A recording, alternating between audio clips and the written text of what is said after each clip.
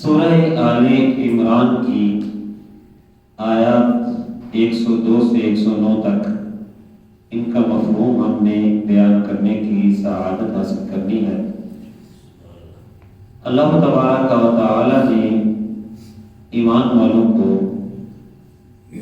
مخاطب فرمایا اور وہ حسین خطاب جو نبی پاک کی امت کے لیے اللہ تعالیٰ نے مخصوص فرمایا ہے، اور میرے آقا علیہ السلام کی امت کو یہ خطاب ملا ہے، یا ایھا الذین آمنو، اے وہ لوگوں جو ایمان لائے، اے ایمان والوں، اتقوا اللہ حق تقاتہ، اللہ تعالی سے ڈرو جیسا کہ ڈرنے کا حق ہے، تقوی اختیار کرو جیسا کہ تقوی کا حق ہے۔ اللہ تعالی سے ڈرنا یہ ایمان کی ایک بنیادی چیز ہے۔ تقوی کے بنیاد پر ہی انسان اعمال صالحہ کرتا ہے، برائیوں سے بچتا ہے۔ تو ایمان والوں کو حسین خطاب کے ساتھ مخاطب کر کے اللہ تبارک و تعالیٰ ان کی ایک فائدے کی چیز بتا رہا ہے کہ کرنا کیا ہے، تم نے ایمان تو لے آئے ہو، ایمان بڑی دولت ہے، لیکن اس کی اگر حفاظت کرنا چاہتے ہو تو پھر تقوی اختیار کرو، سبحان اللہ، اللہ تعالیٰ سے ڈرو، اللہ کا ڈر اختیار کرو۔ تقوی اللہ تعالیٰ سے ڈرنا، یہاں پر جو یہ ذکر ہوا کہ حق تقاتہ، جیسا کہ ڈرنے کا حق ہے، اس پر علماء کرام نے یہ وضاحت کی ہے کہ حق تو کوئی ادا کر ہی نہیں سکتا، حق تو یہ ہے کہ حق ادا نہ ہوگا۔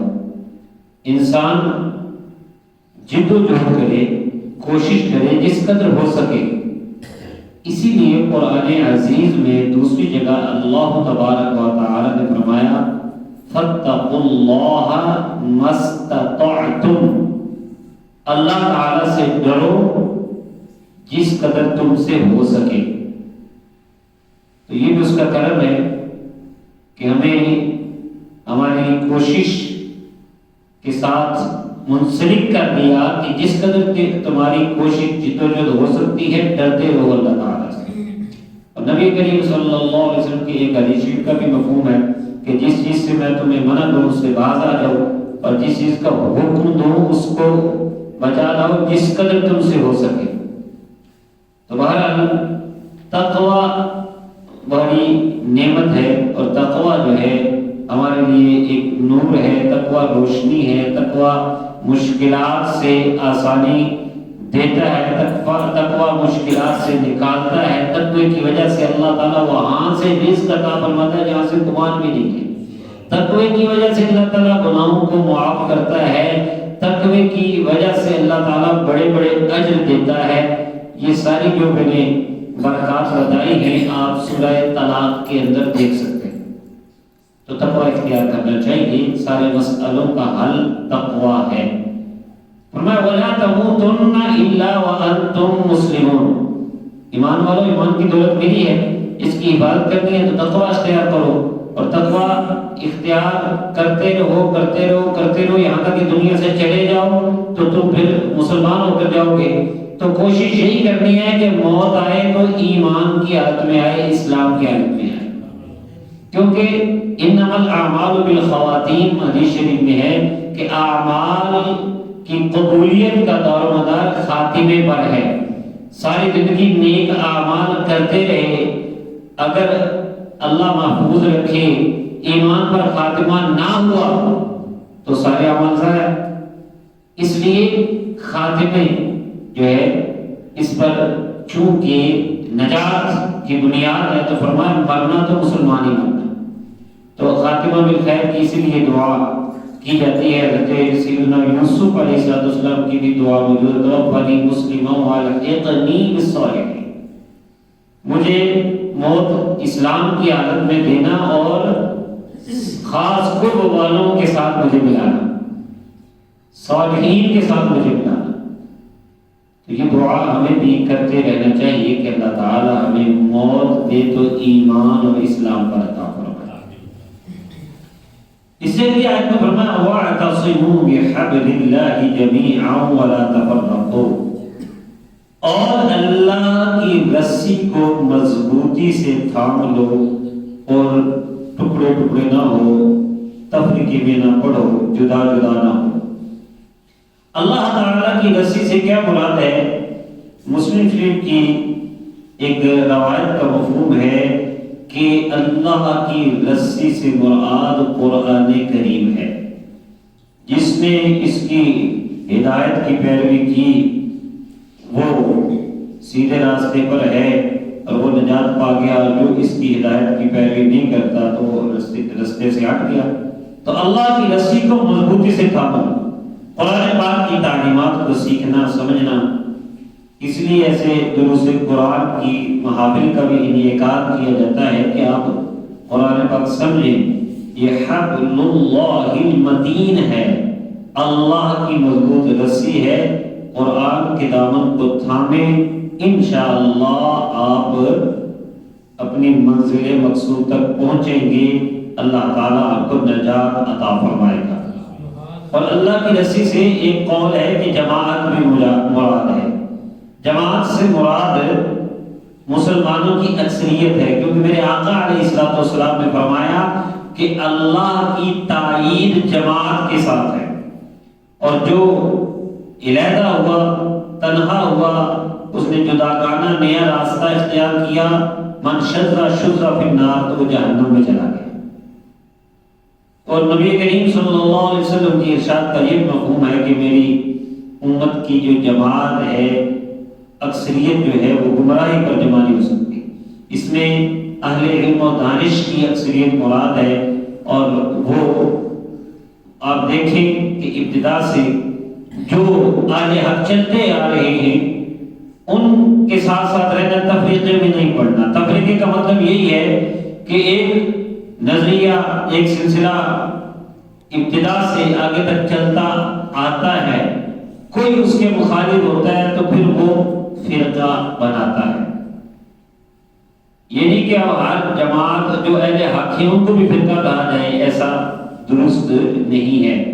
مطلب یہ ہے گھر کے اندر سارے بھائی اگر مل کر رہ رہے ہیں، گھر میں بڑا اتفاق و اتحاد ہے، ایک بھائی ناراض ہو کے اور علیحدہ اپنا سلسلہ بنا لیتا ہے، جدا ہو جاتا ہے، تو اب سمجھانے والے یہ تو نہیں کہیں گے نا کہ تم سب ہی جو غلط ہو، بلکہ ایک کو سمجھایا جائے گا جو ان کا راستہ چھوڑ کے اتحاد اور اتفاق کا راستہ چھوڑ کے گیا، اس کو کہا جائے گا کہ تم نے تفریق پیدا کی ہے۔ اگر سب کو کہنے لگ پڑے کہ جی صلح کلی کرو، جی سب صحیح ہے، تو پھر تو یہ بات عجیب سی ہوگی کہ سب ہی، اس کا مطلب تو یہ ہے کہ سب غلط ہے۔ تو اس لیے جماعت جو شروع سے ایک سلسلہ علماء، مشائخ و محققین نے، مفسرین نے، محدثین نے ہمیں عقائد بتائے ہیں، ان پر جو چلتا رہے وہ تو ایک جماعت میں چل رہا ہے، اور جو نئی سوچ پیدا کرے اور نئے نئے نظریے لا کر لوگوں کو اٹریکٹ کرنے کی کوشش کرے، انفرادیت کی کوشش کرے، تو وہ یونیک سوچ ایسی جو کہ بنیادی عقائد کے خلاف ہو تو وہ تفریقہ ہے، اس سے بچنا چاہیے۔ ولا تفرقوا، اللہ تبارک و تعالیٰ نے ارشاد فرمایا وَاذْكُرُوا نِعْمَةَ اللَّهِ عَلَيْكُمْ، اور یاد کرو اللہ کی اس نعمت کو، ذکر کرو اللہ کی اس نعمت کا، اِذْ كُنتُمْ أَعْدَاءً، جب تم ایک دوسرے کے دشمن تھے، فَأَلَّفَ بَيْنَ قُلُوبِكُمْ، تو اس نے تمہارے دلوں کو جوڑ دیا، فَأَصْبَحْتُمْ بِنِعْمَتِهِ إِخْوَانًا، تو تم اس کے خاص احسان اور نعمت کی وجہ سے بھائی بھائی بن گئے۔ وَكُنْتُمْ، تمہاری حالت کیا تھی؟ توجہ کیجیے گا، وَكُنْتُمْ عَلَى شَفَا حُفْرَةٍ مِّنَ النَّارِ، اور تم تھے جہنم کے گڑھے کے کنارے پر، فَأَنْقَذَكُم مِّنْهَا، تو اس نے تمہیں اس سے نجات دی۔ كَذَلِكَ يُبَيِّنُ اللَّهُ لَكُمْ آيَاتِهِ لَعَلَّكُمْ تَهْتَدُونَ، اسی طرح اللہ تعالیٰ کھول کھول کر تمہارے لیے اپنی آیتیں بیان کرتا ہے تاکہ تم ہدایت پاؤ، راہ پاؤ، سیدھے راستے پر چلو۔ دیکھیں نبی رحمت صلی اللہ تعالی علیہ وسلم کے آنے سے پہلے لڑائیاں جھگڑے بھی شروع ہوئے، یہاں تک کہ اوس اور خزرج کی جنگ 120 سال تک چلتی رہی اور قتل و غارت دن رات جاری ہوتا تھا۔ میرے آقا آئے تو اوس و خزرج کو ایمان کی دولت عطا فرما کے ایک صف میں کھڑا کر دیا، سب جو ایک دوسرے کے خون کے پیاسے تھے بھائی بھائی بنتے۔ تو یہ وہ جو نعمت میرے رب نے عطا فرمائی ہے وہ قرآن ہے اور صاحب قرآن علیہ الصلوۃ والسلام ہے، میرے محبوب کریم علیہ الصلوۃ والتسلیم ہے کہ ان کا ذکر کرو۔ اس لیے تو ہم نبی کریم صلی اللہ علیہ وسلم کا ذکر عبادت سمجھتے ہیں۔ اللہ نے حکم دیا ہے کہ اللہ کی نعمت کا ذکر کرو جس کی وجہ سے تم بھائی بھائی بن گئے۔ تو میرے آقا علیہ الصلوۃ والسلام نے بھائی بھائی بنایا، بلکہ وہ اگر آپ مواقعات مدینہ یاد کریں کہ جب نبی کریم صلی اللہ علیہ وسلم نے سب کو بھائی بھائی بنا دیا تھا، ادھر سے مہاجر پکڑا ادھر سے انصاری پکڑا، دونوں کو کہا تم ایک دوسرے کے بھائی ہو، اور وہ سگے بھائیوں سے بھی زیادہ محبت والے بن گئے۔ وہ کیا نظر تھی جس نے مردوں کو مسیحا کر دیا، مصطفیٰ کریم صلی اللہ علیہ وسلم۔ اور یہاں پر ساتھ ایک ذکر کرنا سعادت سمجھتا ہوں کہ ایک ہستی آ گئی بارگاہ مصطفیٰ میں اور پریشان اور دکھی اور آنسو بہاتے ہوئے فرمایا کہ کیا ہو گیا تمہیں؟ عرض کرنے لگے کہ حضور سب کو کسی نہ کسی کا بھائی بنایا ہے، مجھے کسی کا بھائی نہیں بنایا۔ تو میرے آقا نے فرمایا انت اخی فی الدنیا والآخرہ، تو دنیا میں بھی میرا بھائی ہے اور آخرت میں بھی میرا بھائی ہے۔ کن کی بات ہو رہی ہے؟ سیدنا علی مرتضیٰ کرم اللہ وجہہ الکریم، ان کے ذکر کا بھی مہینہ ہے، اس لیے میں نے ان کا ذکر کیا کہ ان کی یہ شان ہے۔ اور نبی کریم صلی اللہ علیہ وسلم کے بارے میں انہوں نے کبھی کہا کہ میرے بھائی ہیں، وہ اللہ کے رسول ہی کہتے تھے، وہ کہتے تھے حبیبی میرے محبوب ہیں، قرۃ عینی میری آنکھوں کی ٹھنڈک ہے۔ تو بہرحال یہاں پر یہ ضمن ذکر آ گیا، لیکن بات آگے بڑھائی تو دیکھیں نبی رحمت صلی اللہ علیہ وسلم وہ نعمت ہے۔ فرشتے آئے، میرے آقا علیہ السلام استراحت فرما رہے تھے تو آپ آرام فرما رہے تھے، فرشتے آئے، انہوں نے پوچھا ان کے بارے میں بتاؤ، کہا یہ سوئے ہیں۔ دوسرے نے کہا یہ خود سوتے ہیں لیکن آنکھیں سوتی ہیں، دل جاگ رہا ہوتا ہے، ان کی آنکھیں سوتی ہیں، دل جاگ رہا ہوتا ہے۔ بخاری شریف کے حدیث نمبر 7281۔ انہوں نے کہا کہ ان کی مثال پیش کرو، کہا ان کی مثال ایسے ہی ہے جیسے کہ ایک شخص نے گھر بنایا، پھر بندے کو بھیجا باہر لوگوں کو بلانے کے لیے اور مہمانی کی، لوگوں کی میزبانی کی، تو جو اس کی دعوت پر آ گیا وہ گھر میں داخل بھی ہوا اور وہ لطف اندوز بھی ہو مہمانی سے، اور جو گھر میں جس نے اس داعی کی دعوت پہ لبیک نہیں کہا، اس کی دعوت نہیں مانی، تو وہ محروم رہ گیا۔ یہ مفہوم میں نے حدیث شریف کا سنایا ہے۔ تو آخر میں نتیجہ یہ نکلا کہ گھر سے مراد جنت ہے اور داعی سے مراد داعی اللہ محبوب کریم صلی اللہ علیہ وسلم۔ تو محبوب کریم صلی اللہ علیہ وسلم اللہ کی طرف بلانے والے ہیں، جو آپ کی مانے گا وہ جنت پہنچے گا، جو نہیں مانے گا تو جو تیرے در سے یار پھرتے ہیں در بدر یوں ہی خان پھرتے ہیں۔ تو محبوب کریم صلی اللہ علیہ وسلم نے نعمت ہے۔ میں آقا علیہ السلام نے فرمایا یہاں جہنم کا ذکر ہو، جہنم کے گڑھے کے کنارے لگو، تو ایک اور حدیث کا مفہوم ہے، صرف خلاصہ بیان کر رہا ہوں۔ میرے آقا نے فرمایا میری اور تمہاری مثال ایسی ہے کہ جیسے ایک شخص نے آگ جلائی اور آگ جب روشن ہو گئی تو اس نے تو روشنی کے لیے جلائی، لیکن اس میں پتنگیں اندھا دھند آ کے گرنے لگے، جیسے کہ آپ دیکھتے ہیں کہ پروانہ اور پتنگا جو ہوتا ہے وہ چمک پہ، روشنی پہ، بلب پہ، آگ پر گرتا ہے۔ تو تم اپنے اس اعمال کی وجہ سے جہنم میں گرے جاتے ہو اور میں تمہاری کمر سے پکڑ کے تمہیں پیچھے نکال رہا ہوں۔ یہ ہے نبی رحمت صلی اللہ علیہ وسلم، وَكُنْتُمْ عَلَى شَفَا حُفْرَةٍ مِّنَ النَّارِ فَأَنْقَذَكُم مِّنْهَا، تم جہنم کے گڑھے کے کنارے پر تھے تو اللہ تعالی نے اس سے تمہیں بچا لیا۔ آیت کریمہ جو اگلی ہے اس میں دعوت الی اللہ کی پھر فضیلت بھی بتائی گئی ہے۔ کیونکہ ہر کام کا ہر کوئی ماہر ہو نہیں سکتا اور ہر بندہ ہر کام کر نہیں سکتا. لکل فن رجال، ہر کام کے لیے کوئی اسپیشلسٹ ہوتے ہیں. تو اللہ تعالیٰ نے خاص خصوصی جو دعوت الی الدین ہے اس کو فرض کفایہ قرار دیا. فرمایا وَلْتَكُن مِّنكُمْ أُمَّةٌ يَدْعُونَ إِلَى الْخَيْرِ وَيَأْمُرُونَ بِالْمَعْرُوفِ وَيَنْهُونَ عَنِ الْمُنكَرِ وَأُولَٰئِكَ هُمُ الْمُفْلِحُونَ. فرمایا تم میں سے ایک گروہ ایسا بھی ہونا چاہیے جو نیکی کی طرف، خیر کی طرف دعوت دے. کون ہے؟ جو دین سیکھیں، علم دین حاصل کریں، پھر اپنے علاقے میں جا کے لوگوں کو اللہ کی طرف بلائیں، برائیوں سے روکیں. یأمرون بالمعروف، نیکی کا حکم دیں، ینہون عن المنکر، برائی سے روکیں. فرمایا بھی ان لوگوں کی شان کیا ہے جو کہ خیر کی دعوت دیتے ہیں، نیکی کا حکم دیتے ہیں، برائی سے منع کرتے ہیں. یہی لوگ تو کامیاب ہونے والے ہیں، یہی لوگ تو کامیاب ہونے والے ہیں. تو بھائی یاد رکھیے گا کہ یہ ایک رواج بنتا جا رہا ہے کہ جو کر رہا ہے اسے کرنے دو، کسی کو منع نہ کرو. اچھے طریقے سے دعوت دینا، موعظہ حسنہ سے لوگوں کو نیکی کی طرف راغب کرنا، اور اگر کوئی برائی کر رہا ہے تو اس کو منع کرنا یہ ضروری ہے. فرمان حدیث شریف کا مفہوم، تم میں سے جو کوئی برائی دیکھے تو اپنے ہاتھ سے روکے، ہاتھ سے نہیں روک سکتا تو زبان سے روکے، زبان سے نہیں روک سکتا تو دل میں تو برا جانے نا. اور یہ ایمان کا کمزور ترین درجہ ہے. اور میرے آقا علیہ الصلوۃ والسلام کے ارشاد کا مفہوم کہ تم ضرور برائی نیکی کا حکم دو گے اور برائی سے منع کرتے رہو گے، ورنہ یہ ہوگا کہ تم پر ایسے حکمران مسلط کر دیے جائیں گے جو تمہارے کسی عزت والے کی کوئی عزت نہیں کریں گے، اور تم اللہ کی بارگاہ میں دعا کرو گے تو دعا بھی تمہاری قبول نہیں ہوگی. اور اس کی مثال یوں بھی دی کہ جیسے کشتی ہے، ایک جہاز ہے، اوپر والی اس کی منزل ہے، نیچے والی منزل ہے، اوپر والی منزل اور نیچے والی منزل. قرعہ ڈالا گیا، کچھ لوگ اوپر چلے گئے، کچھ نیچے چلے گئے. نیچے والوں نے اوپر والوں سے کہا کہ جی پانی ہمیں اوپر سے ذرا نکال کے سمندر سے ہمیں دیں، سمندر سے پانی دیں ہمیں. انہوں نے کہا جی نہیں، پانی ہم نہیں دے سکتے.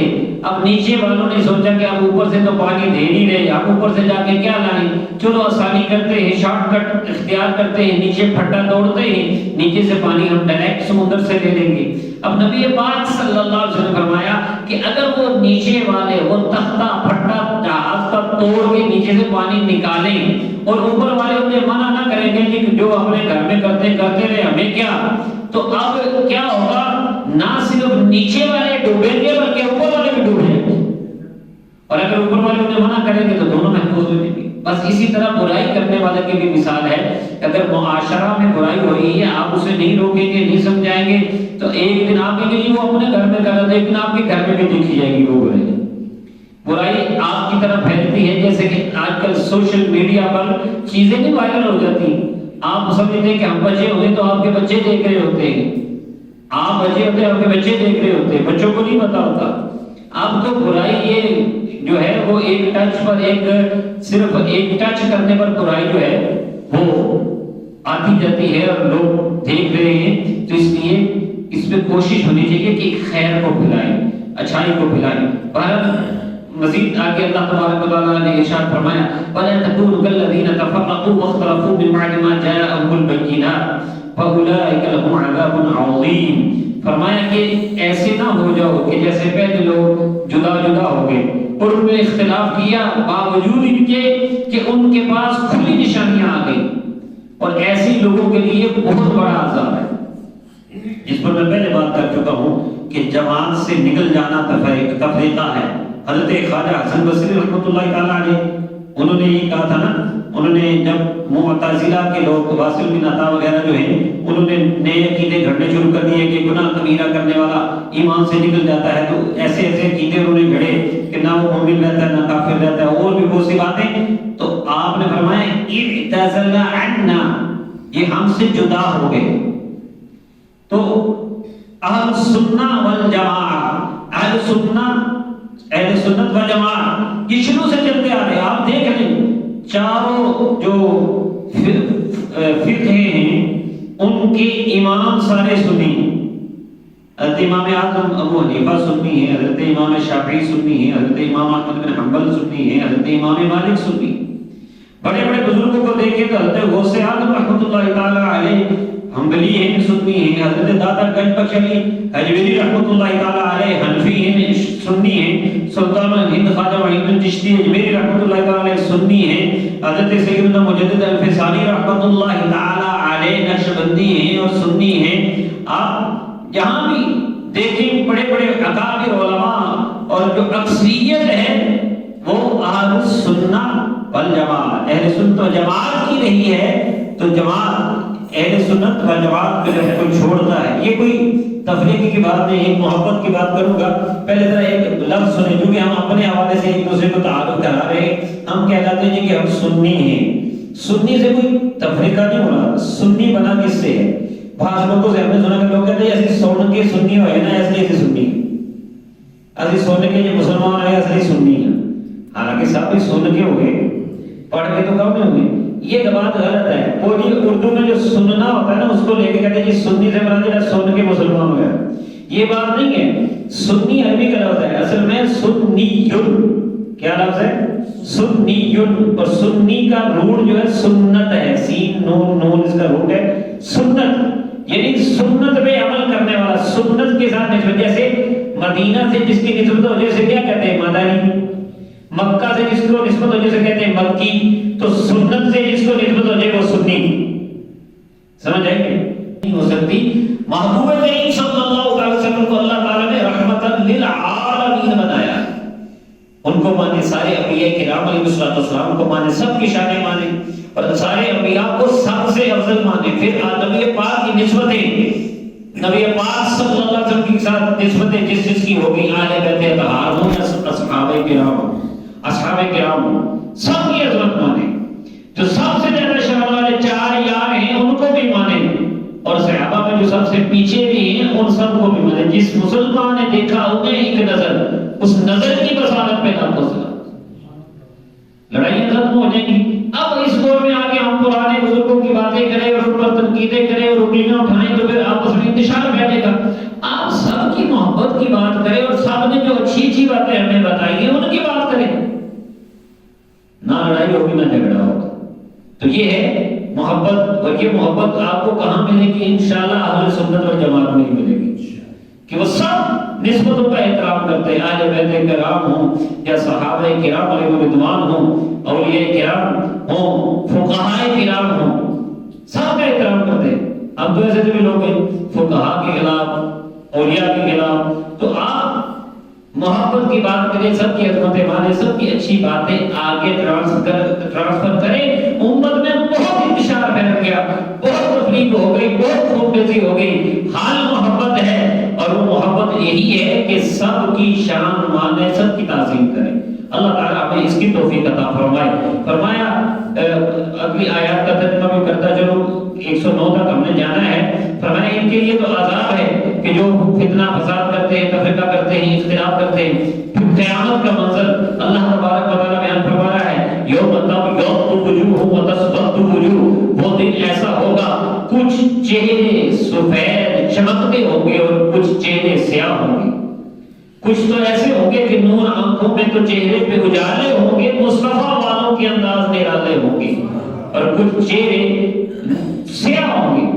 اور پہلے سیاہ کی بات کی، فَأَمَّا الَّذِينَ اسْوَدَتْ وُجُوهُهُمْ أَكَفَرْتُمْ بَعْدَ إِيمَانِكُمْ فَذُوقُوا الْعَذَابَ بِمَا كُنتُمْ تَكْفُرُونَ۔ تو بہرحال وہ چہرے جو سیاہ ہو گئے ان سے یہ کہا جائے گا، یہ پوچھا جائے گا، کیا تم نے ایمان کے بعد کفر کیا؟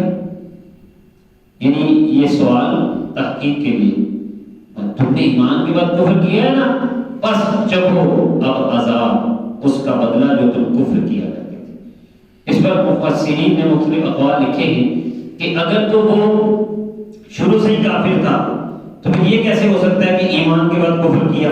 تو کہا اس سے وہ لوگ مراد ہیں کہ عالم ارواح میں جب اللہ نے میثاق لیا تھا الست بربکم، کیا میں تمہارا رب نہیں؟ سب نے کہا تھا ہاں، کیوں نہیں، بلا کا وائی ناٹ، کیوں نہیں، الہ العالمین تو ہمارا رب ہے۔ تو اس وقت تو یہ اقرار کر لیا، دنیا میں آ کر کفر کر رہے، تو اس لیے کہا گیا ایمان کے بعد کافر ہو گئے۔ اور یہاں پر ایک قول خواجہ حسن بصری رحمۃ اللہ تعالیٰ کا یہ ہے کہ اس سے منافق لوگ مراد ہیں کہ زبان سے تو ایمان کہا زبان سے تو ایمان کا اقرار کیا لیکن دل سے ایمان نہیں لائے۔